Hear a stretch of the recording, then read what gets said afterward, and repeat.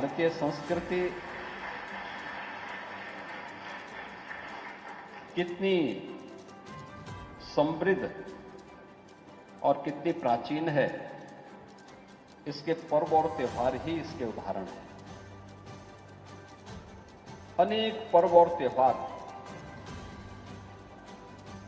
जो भारत को और सनातन धर्मावलंबियों को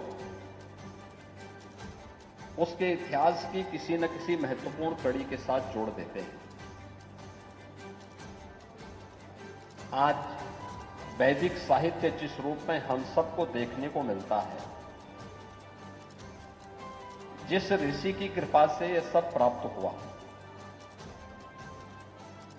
जिन्होंने वेदों को, पुराणों को, अन्य महत्वपूर्ण शास्त्रों को हम सबको उपलब्ध करवाया, ऐसे जो हमारे ऋषि थे, कृष्ण द्वैपायन व्यास, उनकी जो पावन जयंती है, जो व्यास पूर्णिमा कहलाती है, वही गुरु पूर्णिमा भी है। और गुरु पूर्णिमा के इस अवसर पर हम सब आज यहां पर गुरु गोरखनाथ के इस पावन धाम पर एकत्र हुए हैं। कुछ चीजें हैं जो हम सबको जानने की आवश्यकता है। हर व्यक्ति जानता है कि माता पिता किसी भी बच्चे के पहले गुरु हैं। उनका स्कूली शिक्षक, इसके बाद उनका गुरु आता है।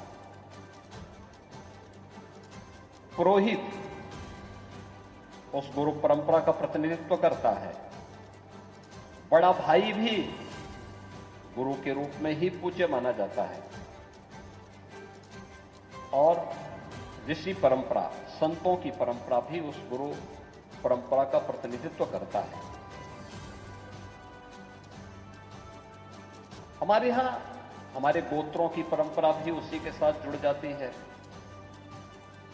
हम लोग अपने किसी एक कार्यक्रम को आगे बढ़ाने के लिए दीक्षा के साथ भी जुड़ जाते हैं। इन सब के पीछे का उद्देश्य क्या है? एक ही है, जो हमें अच्छे मार्ग पर अग्रसर कर सके। माता पिता बच्चे का सबसे पहले हितैषी होंगे, बड़ा भाई हितैषी होगा,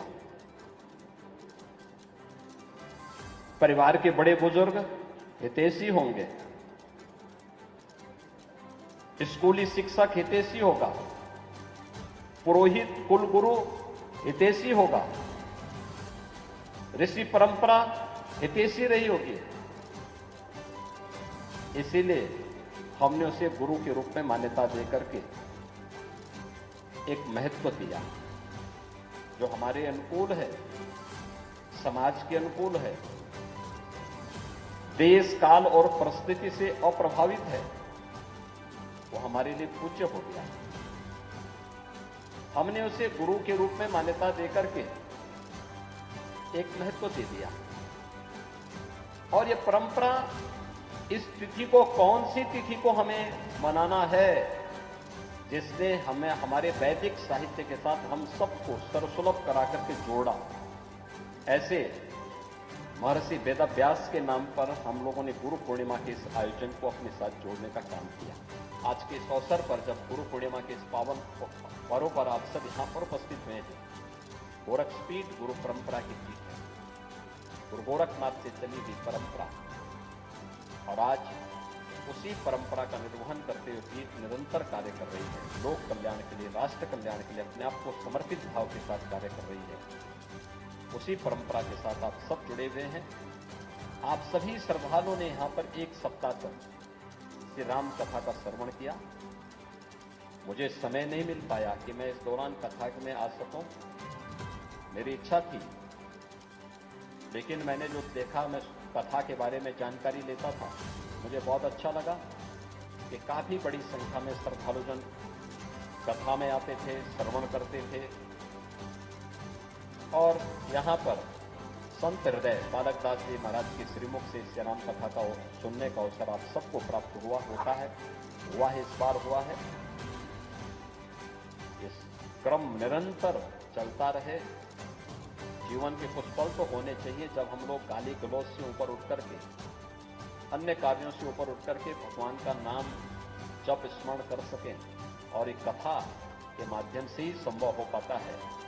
तो कुछ समय, कुछ घंटे अगर हम कथा श्रवण के लिए निकालते हैं तो उससे हमें लाभ ही होने वाला है, नुकसान नहीं होगा। आप सबको मैं आज एक बार फिर से गुरु पूर्णिमा की बधाई देता हूं, अपनी शुभकामनाएं देता हूं।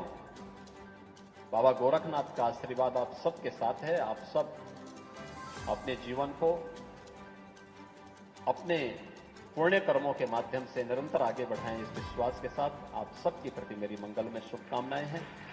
ओम शांति शांति शांति।